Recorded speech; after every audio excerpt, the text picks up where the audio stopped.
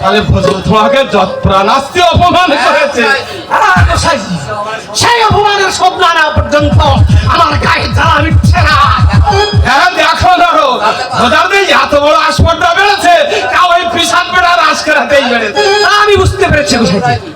দেখুন গোসাইজি, আমি আজ কৃষ্ণনগরকে ওই পেশাদ বেটার নামে নালিশ করে আসবো। তাহলে সহজে বেটাকে জব্দ করা যাবে না।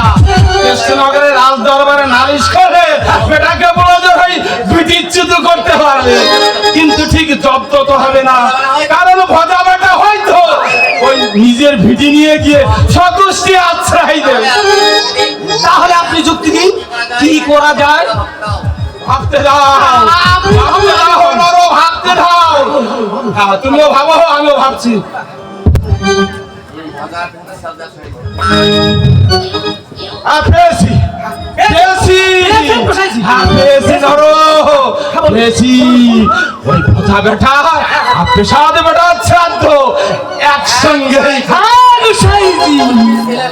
বদ্যি ছেলে হয়ে পেশায় দিয়ে বেটা